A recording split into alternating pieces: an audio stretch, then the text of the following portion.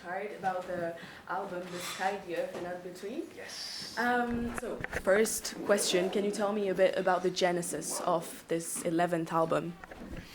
Well, I think we had a feeling, I had a strong feeling, me and Sam, after the last album came out, that the band had a potential that we hadn't reached yet, which is maybe a crazy thought when you've done 10 albums.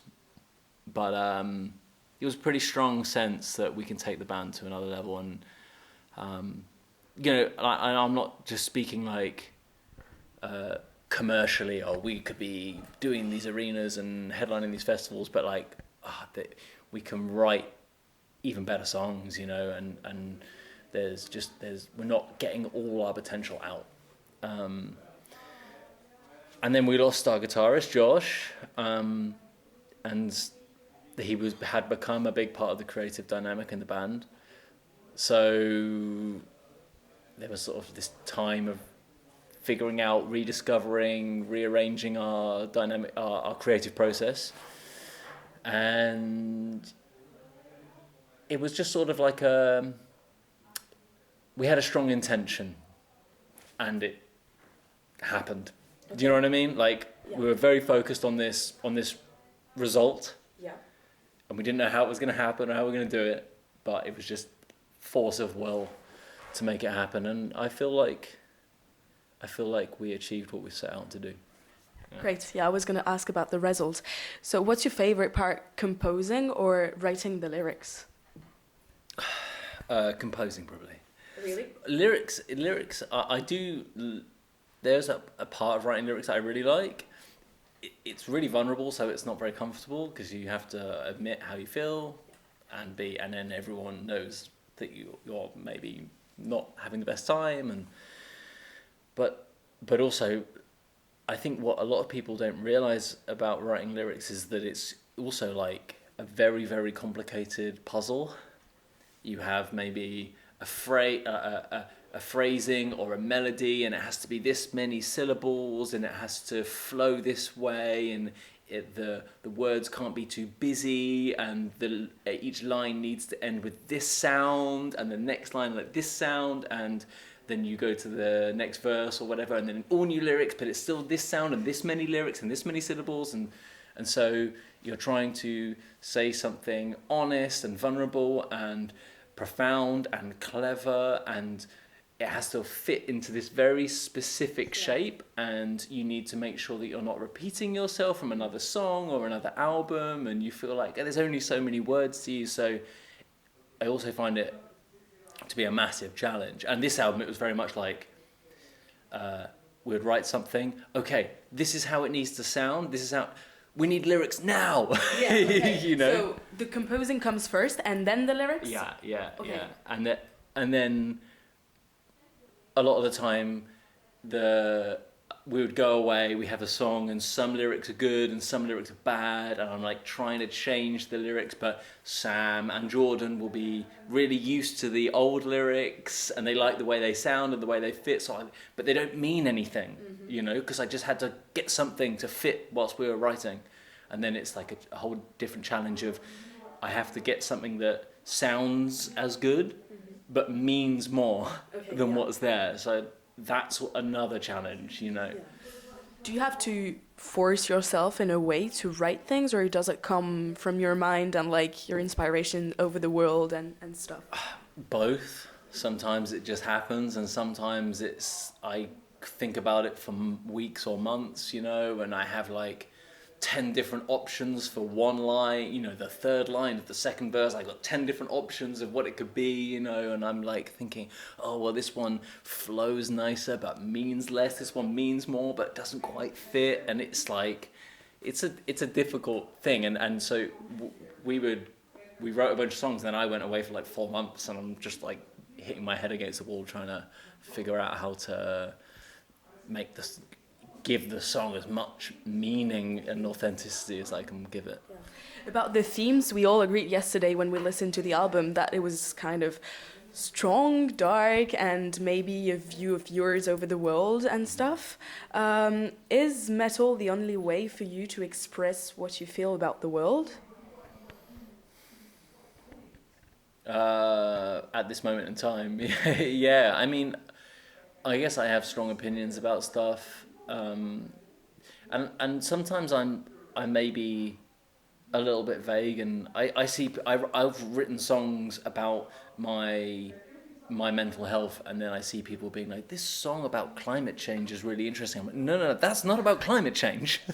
That's about me having a shit time. So it's funny, like we definitely have been painted into, people have sort of put us in a pigeonhole. Yeah. This band is about X, Y, Z, but we've also changed, and I think some people want us to stay as being that thing, but actually over time the lyrics have become more personal. Yeah. I think probably as I get older and I have a family and I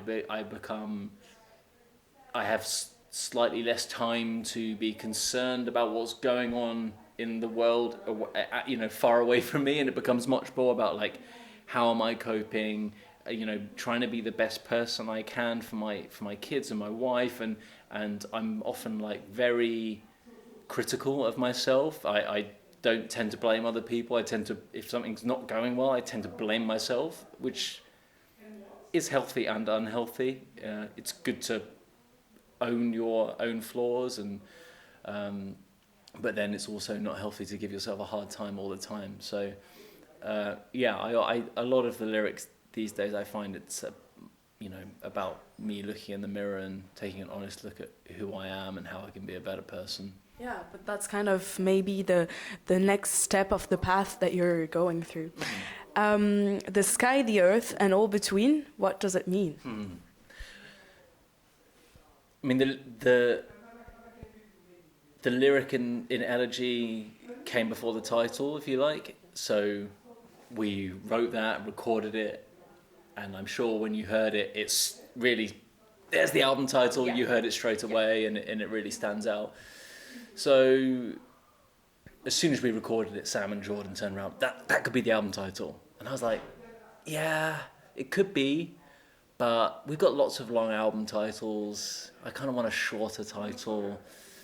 And I'm not sure what it means. Like in that moment of the song, it meant like it felt like I've overcome everything, and that's all I was trying to say. So how does that really relate to the album as a whole? But more than anything, it felt like after 4 months of thinking about it and trying to think of an album title that was better and shorter, and me sending album titles to Sam, like, what about this? And he's always like, no. I gave it, I said, okay, Sky, the Earth, and all between. And to be fair, I feel as though it's not a specific meaning that the line is alluding to. It's more of a poetic phrase that conjures imagery that just fits the album. Yeah. The album is vast and expansive and dynamic, and it goes to lots of different places, and in the end it just felt right. Okay. It just felt like it fits the album, it represents the album, and it was just kind of meant to be, as soon as and you're looking back, as soon as they said this could be the album title, it was, yeah, they were right, It just was the album title. Okay, yeah.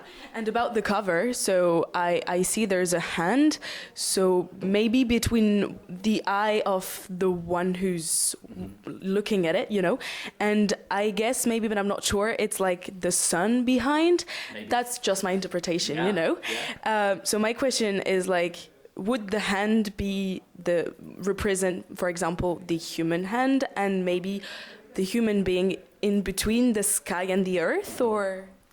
It could be. I mean, like it represents something different to me depending on when I look at it. Could you tell me what you? I think for me, it's like it's blocking out something greater than me that I don't understand. Great. What do you guys want to build with the band, and where maybe are you heading to? Could be like tours or whatever, you know, but like in your mind, what's happening? Because you're architects, so Rebuilding. It's funny, the band has had to constantly reevaluate what its aims are, and I would say for the first 10 years we didn't have any aims.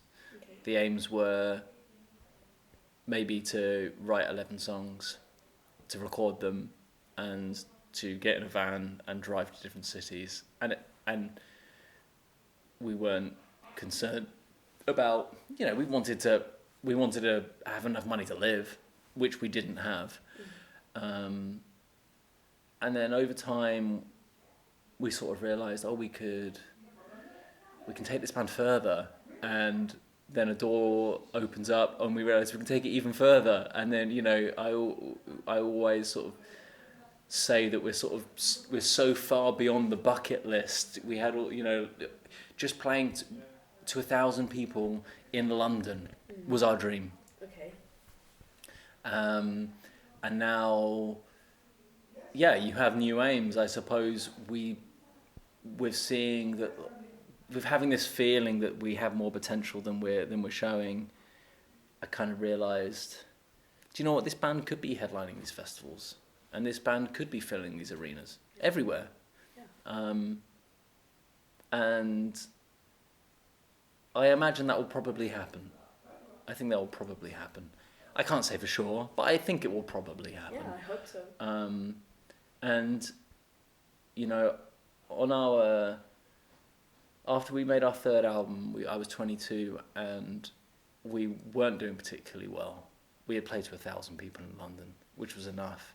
And I said to my brother at the time, we haven't made it, and whatever that means. We haven't made it, and what band makes it on their fourth album? Most bands make it on their first, their second, their third album, and we haven't. Like, we had peers that were doing great, and we were miles behind, and there was this feeling that we were running out of time, and, you know, we were probably going to have to stop doing it if we didn't do really well soon, because we were broke and, you know, living with our parents, and how long did we want that to go on for? And our fourth album did really badly. But I've just realised over time that every band's path is unique. Every person's path is unique, and it's never too late. I mean, I think this will be our biggest album. I think I'm pretty confident. Okay. I kind of know it will be our biggest album, and it's our 11th album. And has any band ever had their biggest album on their 11th album ever? Has that ever happened? I don't think that's ever happened. I might be wrong, but I doubt it's ever happened. You've got bands that are getting bigger than ever. Yeah. Sure, like Bring Me the Horizon, Gojira. None of them have done 11 albums, by the way. So I think we're probably one of one in that respect. We're pretty unique, and you just realise that it just matters how hungry the band is. Yeah. You know, if you've still got the energy to create, then you can create your best work at any time. You know, and we have managed to sort of keep that flame alive and remain hungry, and because when you're making an album, it's so much effort and energy, and it goes on a long time. It takes a lot of focus, and it's very easy to have a good song and pat yourself on the back and say, great. Yeah. But it's not a great song, you know? And so if you take away 10% of your effort, it makes a huge difference. And it's kind of like top athletes. If you take away 10% of their effort, they're no longer a top athlete.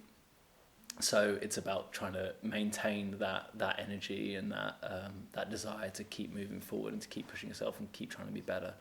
Unfortunately, that's still with us right now, and actually it's probably greater than ever. Yeah. Okay. So I think that's why this album has come out the way it has. Great. In the song Whiplash, so there's like lyrics saying everything is going to be fine.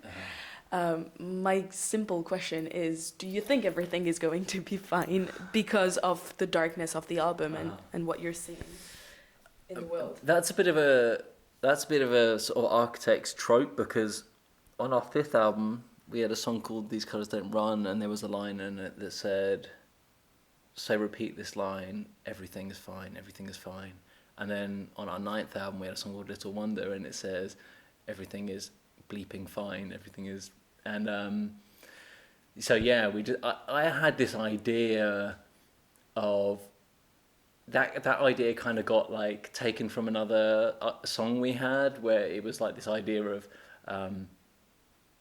artificial intelligence saying everything's going to be fine, you know, which was like this disturbing idea we had.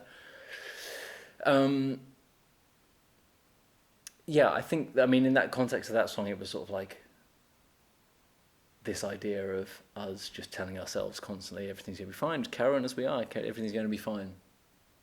Is it a way to persuade yourself? Sorry. A way to, sorry, what? Persuade yourself, like it's going. Yeah. It's like, telling. Before it was like previously in the other two songs in the past, I think that was the context. But in this song, it was more like the idea. Yeah, it's us kidding ourselves, I suppose. That said, I do think. I think it's a complex question, isn't it? I think spiritually, I have the sense that everything will be fine. Insofar as I lost my twin brother, which was like the greatest tragedy I felt that I could experience in my life before I had children. And I came through it, and people might think this is insensitive because they have different beliefs to me, but everything was fine. But everything wasn't fine when my brother was suffering. And once he died, I felt that everything was fine. And I was obviously deep in grief at that point, so it felt obviously very painful. But I had the sense that my brother was actually okay now. Yeah. And so I think that with the fullness of time, things will be okay. You know, like, it doesn't matter how hard the experience is. You might die, and that might have been really difficult, that transition to dying. But once you're dead, my belief is that there is more, but there might not be. And if there isn't, that's still fine. If there is, I imagine it's good. So it's either nothing or good to me, and either is fine, right? Because when I'm asleep and I'm not aware, I'm fine. So, yeah, it's a very big question. Yeah. I think that ultimately everything will be fine. But that's not to say that there isn't pain and suffering in the journey to things being fine. Okay. Well, I'll think about what you said, because it's kind of a lot of thoughts and very interesting. So the last song of the album is called Chandelier. By Sia. You know Sia's By song? Sia, of course, I do. I thought we'd end with a cover. Thank you for the featuring. So it's finishing like it begins as if it was in a film music, you know. Well, that was my impression at least. Why finishing the album by Chandelier? Like, would you like to burn everything, or is it a symbol? For me, the image of a chandelier was like it was like, how do I describe it? Like a symbol of existence. Okay. Like, in which way? Like all of us are just a light on a chandelier. Okay. You understand? Like, so, and if that light on the chandelier goes out, there's still other lights, and it's still beautiful, you know. And that life is a beautiful thing, and we will come and go, and we're a part of this beautiful symbol whilst we're here. And so, like, the lyrics in the song felt bleak when I wrote them, and then when I listened to it later, it felt like more of a statement about the beauty of existence. Okay. It's a good song, though. Yeah, that's great. I really liked it. I thought it was very good to finish the whole storytelling of the album. Yeah, It was exactly. nice. It was written very much with that in mind. We sat down, right now we write the last song for the album. Okay. Yeah. Okay. Is it hard to break into the music business nowadays? I know it's been a while that you're on stage and everything, but maybe for young bands, what would you say about that? I would say that's very hard to answer. I would say in some senses it's easier. Yeah. Because you can make music at home for relatively little amount of money. We didn't have the means to do that when we started, so you can learn to write songs and hear your songs come together much more easily now, and they will sound much better than what we were dealing with. Young people also have a great understanding of social media and how to utilize it to get their music out there. And we're like dinosaurs trying to figure that out. But there's also a lot of music. There's also more music than ever. So I think, yeah, it's hard to say. On balance, maybe it's the same. I don't know. But for our style of music, for heavy music, it's just bigger than ever. You know, like I was saying before, like our aspirations was to play to 1,000 people in London, because that's what the biggest British bands did. Yeah. You know, that was as far as that was as big as we could see anyone doing. You know, so now bands will start, if they want to write heavy music, they'll see, you know, all the old new metal bands that are bigger than ever. Bring Me the Horizon, Gojira, Sleep Token, Bad Omens, Spirit Box, Architects, playing to massive crowds, and that just didn't exist when we started. So, yeah, it's a wildly different time now to what we were dealing with when we started. That's for sure. But I don't know where I would begin if I was starting now. But the one thing I wish that someone had said to me when we started was,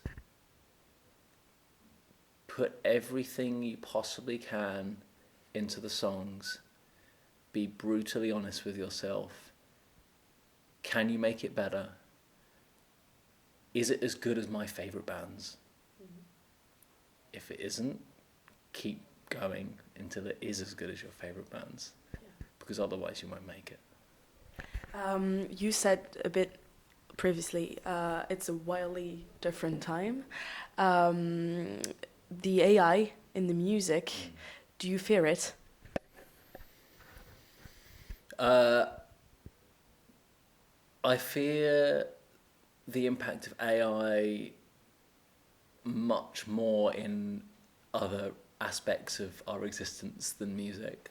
I think its impact on music will be insignificant compared to the broader impact on our civilization. Yeah. So I'm not too worried about that. I think we'll have bigger fish to fry. I do, you know, there is a lot of obviously fear surrounding it, which I totally understand, because it has the potential to radically change the way we live and our role in being on this planet. But I also have this belief that it could be unbelievably amazing.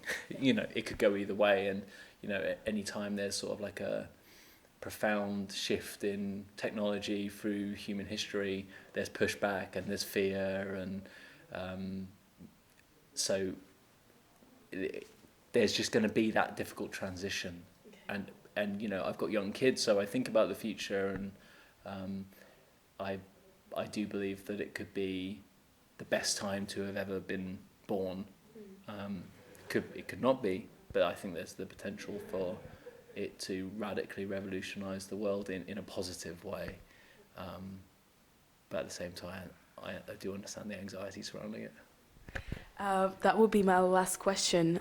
Do you have something, because we said a lot of things, but of course, we didn't say everything. Do you want to share something about the album? Maybe something that you experienced while composing, or whatever you want to share that you think is important.